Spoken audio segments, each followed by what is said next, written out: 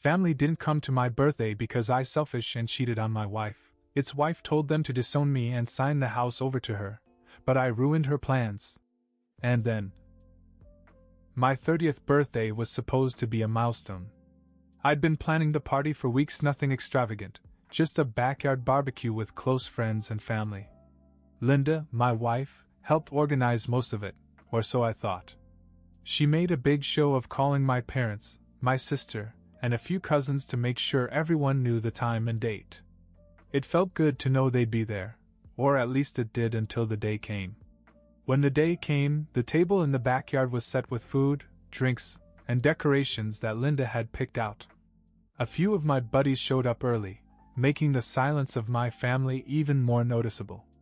When it was an hour past the start time, I started checking my phone. Nothing. No calls, no texts. I tried calling them. My mom didn't answer, my dad didn't answer, and my sister sent a single text. "We can't make it. Sorry." That was it. No explanation. I could feel my stomach turning. My parents weren't the kind to miss something like this without a good reason. Even if they couldn't make it, they would have called, right? Linda said. "Maybe they're just busy. Don't stress about it."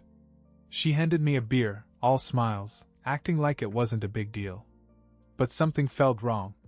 It didn't help that I could hear her on the phone earlier that day, whispering in another room.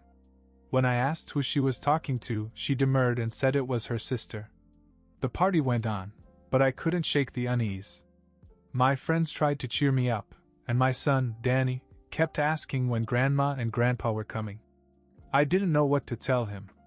The truth was, I didn't know what was going on. After the guests left and Danny went to bed, I sat with Linda in the living room. "Why do you think my family didn't come?" I asked. She shrugged. "Maybe they didn't want to drive all that way." I nodded, but I wasn't convinced. My parents had never missed a birthday before, and I didn't think they'd skip my 30th without so much as a phone call. Something just didn't add up. I told myself I'd call them in the morning and get to the bottom of it. The next morning I called my mother again. No answer. I tried my dad. Same thing. Finally, I texted my sister and asked her if everything was okay. It took an hour, but she replied, "I don't think we should talk to you right now." That hit me like a punch in the gut. My fingers hovered over the keyboard. I didn't know what to say at first, but I finally typed back. "What are you talking about? What's going on?" The answer came quickly this time. "You know exactly what is going on. Don't try to spin it." Spin what? I had no idea what she meant, but now I was panicking. I sent another text. "I really have no idea what you're talking about. Just call me." No reply. I stared at my phone for what felt like an eternity before deciding to drive the 400 miles to my parents' house the next weekend. I needed answers. The week passed. Linda seemed normal, or as normal as she could be. She didn't ask much about why I kept checking my phone or why I seemed so stressed. When I brought up my family, she just shrugged and said, "Maybe they're upset about something. People get weird sometimes." It didn't help. If anything, it made me more suspicious. She seemed too calm. On Friday night, I packed a bag and told Linda I had to go check on my parents. She barely reacted, just said, "Drive safe." That felt strange too, but I didn't have time to overanalyze it. I left early Saturday morning, determined to find out why my own family had basically disowned me. When I arrived at my parents' house, the atmosphere was icy. My mother answered the door and didn't even invite me in. She just stood there with her arms crossed, looking like she'd rather slam the door in my face. "Mom, what's going on?" I asked. "Why didn't you come to my birthday? Why won't you return my phone calls?" She looked at me like I was dirt under her shoe. "You cheated on Linda and now you're trying to play the victim? How dare you show your face here?" I felt like the rug had been pulled out from under me. Cheated? What are you talking about? I didn't cheat on Linda. Where is this coming from? She scoffed. "Oh, please." She told us everything. How you've been sneaking around and lying to her for months. And now you're trying to act innocent? You men are all the same. All of us? My father interrupted, giving her a sharp look. Speak for yourself. I ignored their bickering because I was too busy trying to process what I'd just heard. Mom, I work from home. I'm here 24/7. How could I even cheat on her? It doesn't make sense. She didn't budge. She's been telling us about it for a while. You've been distant, not giving her the attention she deserves. And now you're trying to gaslight us into thinking she's lying? Wait. I held up my hand. She's been telling you this for a while? How long? 4 months. My dad said, cutting in. And now she says she's thinking about leaving you, but she's trying to be strong for Danny. Honestly, we're on her side. I took a step back, my head spinning. On her side? She's lying to you. I've been working my ass off to support her and Danny, and you think I'm out here cheating? I'm not even going anywhere. My mom shook her head. We sent her money to help her leave you. She deserves this house, especially with a child in her arms. I couldn't believe what I was hearing. You sent her money? For what? She's not leaving me. She should. My mother snapped. She's been through enough. You're being selfish. We always knew you were. I turned to my dad, hoping for some support, but he just looked away. It was then that I realized how deep this went. They had completely bought into the story Linda was feeding them. I left their house without another word, my blood boiling. I knew Linda was behind this, but I didn't know how deep her lies went. I decided then and there to find out. The drive home seemed longer than usual. My head was spinning as I tried to process everything my parents had said. Not only had Linda turned them against me, but she had been feeding them lies for months. The betrayal was too much, but just as I was about to leave their house, something unexpected happened. My sister caught up with me as I was getting into my car. Wait, she said quietly, looking over her shoulder to make sure no one was watching. What is it? I asked, exhausted. I don't think you cheated, she said. I never did. Mom and Dad might believe her, but something about her stories doesn't sit right with me. I stared at her, stunned. Then why didn't you say something back there? She sighed. It wouldn't matter. Mom's too stubborn, and Dad's always on her side. But I listened to Linda, and some things just don't add up. What do you mean? I asked, feeling a glimmer of hope for the first time all day. She's called me a couple of times, crying and saying that you're distant, that you don't care about her or Danny. But whenever I ask for details, she avoids answering. And when she mentioned she needed money, it felt wrong. Money? I asked. She nodded. She said she needed help leaving you. I didn't send her anything, but it sounds like Mom and Dad did. That confirmed my suspicion. I need your help, I said. She hesitated, but finally agreed. What do you want me to do? Just keep listening. If she calls you again, try to get her to talk. Don't let her know you're on my side. She agreed, but warned me to be careful. Her words stayed with me all the way home. When I got back, Linda was sitting on the couch as if nothing had happened. She didn't even ask how the trip went, which only made me more suspicious. Later that night, when she went to bed, I went through our bank records. Sure enough, there were large cash withdrawals that I didn't recognize. I couldn't confront her yet, I needed more proof. The next morning, while she was out, I remembered her old tablet in the kitchen drawer. It hadn't been touched in months, and when I turned it on, it was still logged into her accounts. That's when I found them, emails between Linda and someone named Mark. They weren't just flirty, they were explicit. They talked about travel, hotels, and even the money my parents had sent her. I stared at the screen, my stomach churning. She hadn't just lied about me, she had used my family's money to finance her affair. I took screenshots of everything. Whatever her plan was, I was going to stop it. And I wasn't going to let her get away with it. After finding the emails, I spent the rest of the morning piecing together what I could. The timestamps on Linda's messages to Mark painted a clear picture. She'd been lying to my family for months while she'd been carrying on with him. She wasn't just manipulating them emotionally, she was using their money to fund secret meetings. I copied everything, screenshots of the emails, receipts, and a photo she'd sent Mark from our living room. The evidence was incontrovertible.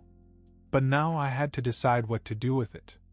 When Linda came home later that afternoon, I played it cool.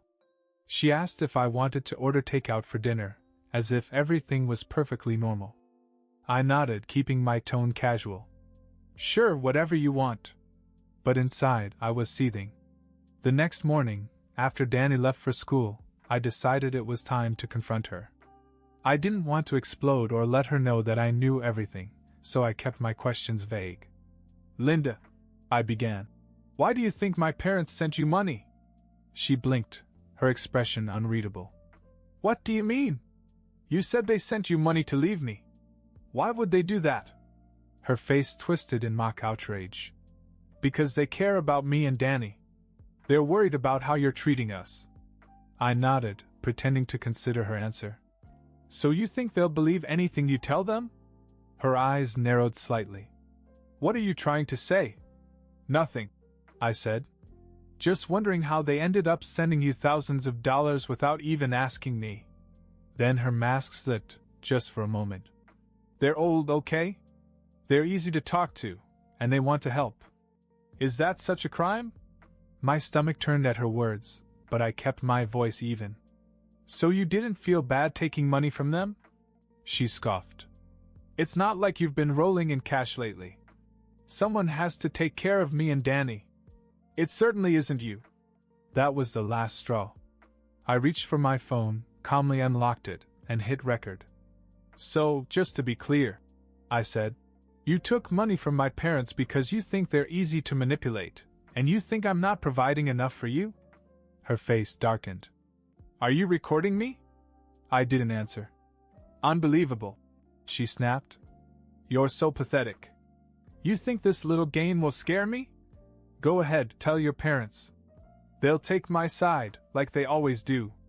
I stopped recording and stood up. We'll see about that. Her anger only grew, but I didn't stay to argue. I grabbed my keys and left. I drove straight to my sister's house, determined to put the last piece of the puzzle together. When I showed her the emails, the receipts, and the recording, her eyes widened. She lied to all of us, I said. I need your help to get Mom and Dad to see this. She nodded slowly. They won't want to hear it, but if you show them this, they won't have a choice. The plan was set. The next day I would confront my parents together. This wasn't just about clearing my name, it was about taking back control of my life. On the morning of the confrontation, I texted my sister. She'd been my only ally in this mess, and I needed her help to get my parents to see the truth. I'm coming over today to talk to Mom and Dad. Can you support me? Her answer came almost immediately. I'll try, but they're still convinced that Linda is the victim. Be prepared for a fight. I thanked her and got into the car. The drive felt heavier than the last time, knowing I was going into a room where I wasn't welcome. But I wasn't going to let Linda's lies go unchallenged any longer. When I arrived, my mother opened the door and frowned at me. Now what? She asked, her voice sharp. We need to talk, I said, stepping inside without waiting for an invitation. My father was sitting in his usual place, but his expression hardened when he saw me. My sister stood near the kitchen, arms crossed, avoiding everyone's gaze. What could you possibly have to say after everything you've done? My mother snapped. I took a deep breath and pulled out my phone. I'm here to show you the truth. My dad rolled his eyes. Oh, this should be good. Ignoring him, I opened the emails I'd saved and handed the phone to my mom. These are messages between Linda and a guy named Mark. They'd been seeing each other for months.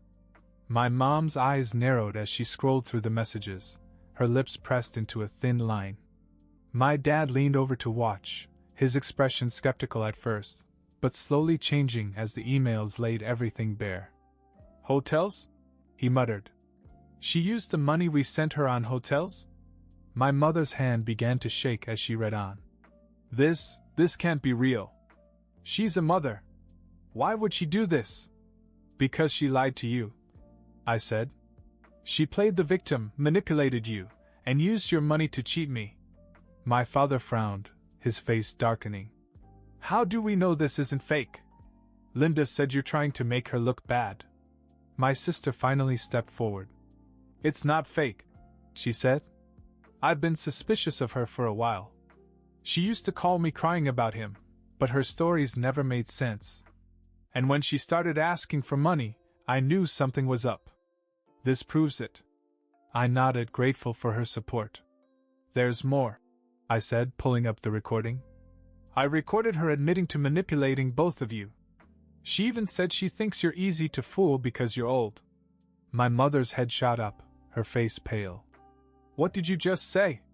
You heard me, I replied. Then I hit play. Linda's voice filled the room, calm and calculating at first, then angry as she admitted to manipulating my parents and using the money they sent.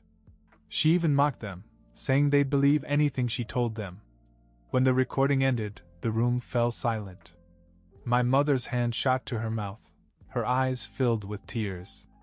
She used us. She lied to us. My father leaned back in his chair, his jaw clenched. That woman will never set foot in this house again, he said quietly. She's been lying all along, I said, my voice steady. And she had you convinced that I was the bad guy. Now you know the truth. I left the house soon after, feeling both relief and anger. My parents had finally seen the light, but it didn't erase the months of betrayal and manipulation. When I got home, Linda was sitting in the living room, legs crossed, sipping wine. She looked up at me with a smug smile. Let me guess, she said. Your parents still hate you. Actually, I said, dropping my keys on the counter. They know everything. I showed them the emails. Played the recording. They're done with you. Her smile froze, and for the first time I saw a flicker of panic in her eyes. You're lying. Am I? I said, pulling out my phone. I have all the proof I need. You lied to them, you stole from them, and you betrayed me. You're done, Linda. Her face twisted with anger. You think you'll win?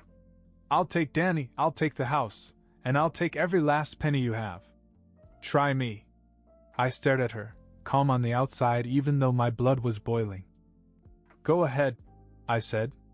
But this time you won't be the one controlling the narrative. I left her there, angry and stunned, and went to a hotel for the night. Tomorrow I'd meet with a lawyer to set things in motion. Linda thought she was untouchable, but she was about to learn the hard way that her lies had caught up with her. The next morning, I met with my lawyer and laid it all out on the table: the emails, the bank statements, and the recording of Linda's confession. He didn't sugarcoat the situation, but he assured me that we had a strong case. It will take time, he said, but with this evidence, you can secure custody of your son and protect your assets. I left the office feeling lighter than I had in weeks. It wasn't over yet, but I finally had the upper hand. When I got home, Linda wasn't there. At first I thought she might be out with Danny, but then I noticed her closet. It was half empty. Her toiletries were gone, and her laptop was missing from the kitchen counter. She'd left. Danny was at school, so I called his teacher to see if anyone had picked him up early. No, she said. He's still here. That was a relief. Linda may have left me, but she wasn't going to take Danny. Later that night I got the call I'd been expecting. Hey, it's Linda, she said, her voice casual, as if nothing had happened. I just wanted to let you know that I'm moving in with Mark. He's got a place in town, big house, pool, the works. I'm done with this mess. I clenched my jaw. What about Danny? She sighed, as if I'd just asked her to solve a math problem. Look, you're a great dad. You have that whole stable, responsible thing going for you. Danny's going to be better off with you. Besides, Mark and I have plans, and a kid doesn't exactly fit into them. Her words made me sick, but I wasn't surprised. So you're just going to leave him? Like he doesn't matter? Don't be so dramatic, she snapped. It's not like I'm disappearing. I'll call him on his birthday or something. But he's better off with you. You wanted to be the hero, right? Here's your chance. I hung up without saying another word. The next few weeks were a whirlwind of legal paperwork and adjustments. Linda signed over custody of Danny without a fight, eager to start her new life with Mark. My lawyer made sure she couldn't go after the house or my finances, and with the evidence I had, she didn't dare challenge it. Danny didn't fully understand what was happening, but I did my best to keep things stable for him. I told him that his mother needed time to figure some things out, and for now it would be just the two of us. One night while we were watching a movie, he asked, "Is Mom coming back?" I hesitated, then said, "She loves you, buddy. But right now it's just gonna be you and me. Okay?" He nodded and leaned against me. "That's okay. I like it when it's just us." As for Linda, she was fully embracing her new life with Mark. I'd heard bits and pieces from mutual acquaintances, lavish trips, expensive dinners, but little mention of Danny. She'd made her choice, and though it hurt, I knew we were better off without her chaos. In time, things settled into a new normal. My relationship with my parents and sister began to heal, and they became a bigger part of Danny's life. My work-from-home job allowed me to be there for him, and we began to build a life that was just ours. The day our divorce was finalized, I felt a weight lift off my shoulders. Linda's lies had been exposed, and she'd walked away with nothing but her shallow dreams. Meanwhile, I still had the one thing that mattered most, my son. And as I tucked him into bed that night, I realized I didn't feel bitter or angry anymore. Just relief. The storm had passed, and we were free at last.